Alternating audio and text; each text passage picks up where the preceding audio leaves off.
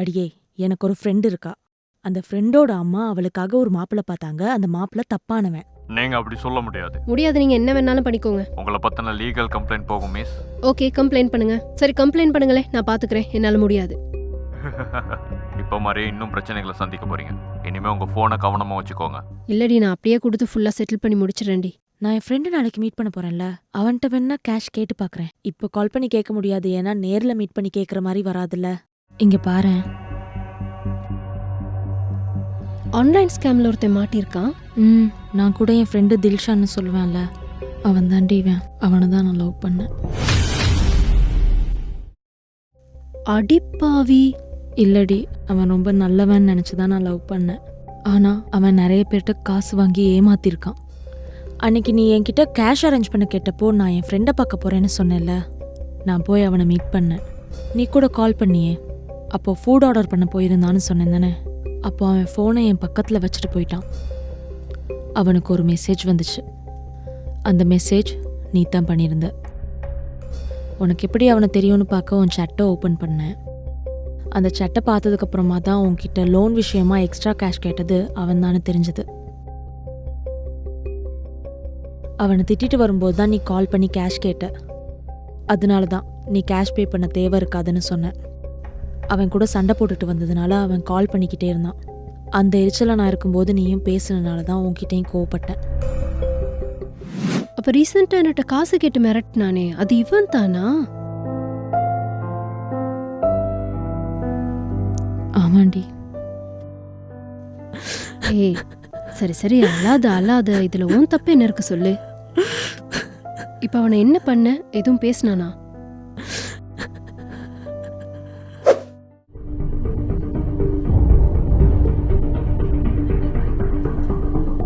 ஜீவிதா, ஜீவிதா, வெளியில வா. வெளியில வரப்போறியா இல்லையா? அப்போ ஜீவிதா. என்னடா, ஏன் இப்ப கத்திட்டு இருக்க? என்னடா வீட்டுக்கு முன்னுக்கு கத்திட்டு இருக்க? போன் எடுத்து ஆன்சர் பண்ண மாட்டியா? நீ பண்ண வேலைக்கு ஆன்சர் பண்ணிட்டாலும். சரி, நான் பண்ண விஷயம் தப்பு தான். உடனே பெரிய ஆள் ஆகணும், பெரிய ஆள் ஆனதுக்கு பிறகுதான் உன்னை கல்யாணம் பண்ணணும் அப்படின்னா எவனாவது அப்படி ஆகியிருக்கானான்னு சொல்லு. உன் மேல வச்சிருக்க லவ்னால தானே நான் இதை பண்ணேன். போதும், உண்மையா நீ லவ் பண்ணியிருந்தா இந்த மாதிரி பண்ணிருக்கவே மாட்டேன். எனக்கு வேற வழி தெரியல ஜீவிதா. நான் பண்ண விஷயம் வேணா தப்பா இருக்கலாம், ஆனா உன் மேல வச்சிருந்த லவ் போய் கிடையாது. போதும், உன்ன மாதிரி நிறைய பேரை பார்த்துருக்கேன். உனக்கு என்ன பண்ணணும்னு எனக்கு தெரியும். இதோட நீ அப்ப படிக்கலாம். அவ்வளவுதானா? இதுக்கு மேல என்கிட்ட மரியாதை எதிர்பார்க்காத. உன்ன மாதிரி ஒருத்தனோட வாழ்றது எனக்கு பிடிக்கல. போடா.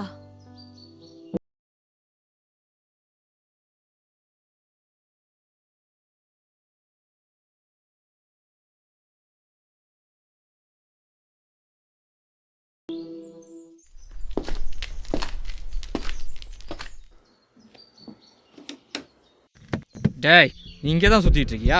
வாடா. சார், யார் சார் நீங்க? ஏன் அடிக்கிறீங்க சார்? எங்க போறேன்?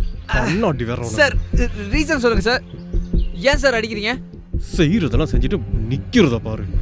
வாடா வாடா வர சொன்னா முட்டிக்கிட்டு இருக்கேன் எனக்கு. டேய், இறங்கடா பைக்லேருந்து. செய்கிற வேலையெல்லாம் செஞ்சுட்டு வாடா. தப்பு பண்ணிட்டு தைரியமாக வெளியே சுற்றிட்டு இருக்கியா?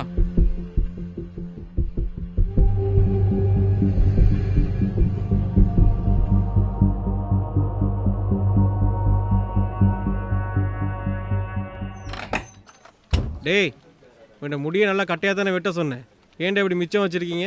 வெட்ட விட மாட்டேன்ட்டான் சார்.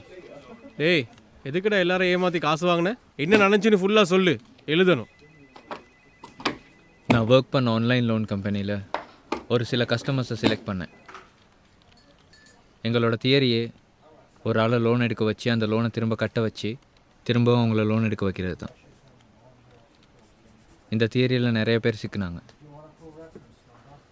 அதில் ஒருத்தி தான் ஷனா. அவளோட லோனெல்லாம் சரியாக டைமுக்கு கட்டிட்டா.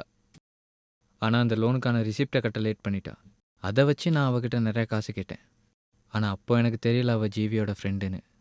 ஷனா ஆரம்பத்தில் நான் கேட்ட காசெல்லாம் கட்டிட்டா. ஆனால் அதுக்கு பிறகு கட்ட முடியாதுன்னு சொல்லிட்டா. அவளுக்கு ஒரு பயத்தை வர வைக்கணும்னு நினச்சேன். பொதுவாக ஆன்லைன் லோன் ஒன்று எடுக்கணுன்னா என்ஐசி ஃபோட்டோ அப்லோட் பண்ணணும். என்ஐசி ஃபோட்டோ அப்லோட் பண்ணுறதுக்கு மொபைல் மீடியா ஆக்சஸ் நீங்கள் ஆன் பண்ணணும். மொபைல் மீடியா ஆக்சஸ் ஆன் பண்ணால் மட்டும்தான் உங்களால் ஆன்லைன் லோன் எடுக்க முடியும். ஷனாவும் அந்த மாதிரி தான். தன்னோட ஃபோனில் மொபைலில் மீடியா ஆக்சஸ் ஆன் பண்ணி வச்சுருந்தா. அது எங்கள் கம்ப்யூட்டரில் ரெஜிஸ்டர் ஆகி இருந்துச்சு. அவளை பயமுறுத்துறதுக்காக நான் அவளோட ஃபோன் கேலரி ஆக்சஸ் பண்ணேன். அந்த கேலரிக்குள்ளே ஸ்பெஷலாக எதுவுமே இருக்கல. ஆனால் ஒரு சில ஸ்க்ரீன்ஷாட்ஸ் இருந்துச்சு. ட்ரீம் பற்றி ஒரு புக் எழுத ஸ்டார்ட் பண்ணி அதை ஸ்க்ரீன்ஷாட் பண்ணி வச்சுருந்தா.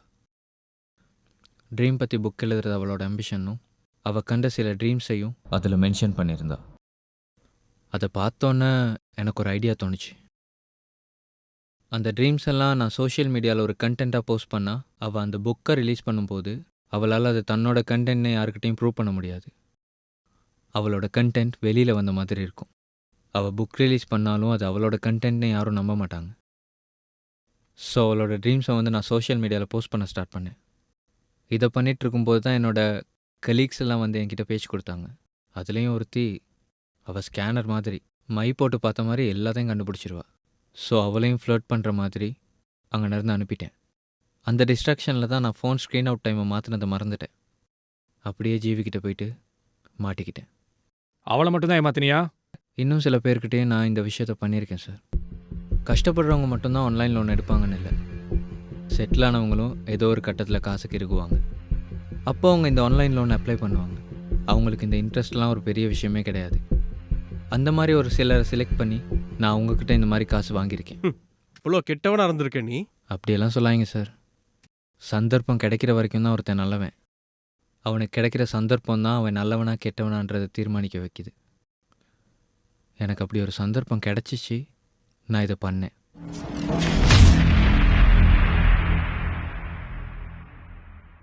ஆனால் இப்போ ஏண்டா பண்ணோன்னு இருக்கு. யாருக்காக பண்ணணும்? அவளே என்னை விட்டுட்டு போயிட்டா. சந்தர்ப்பம் கிடைச்சா தப்பு பண்ணலான்ற மைண்ட் செட் மட்டும் வரவே கூடாது. அது ஒரு அரக்கை மாதிரி நம்மளே அழிச்சிரும்.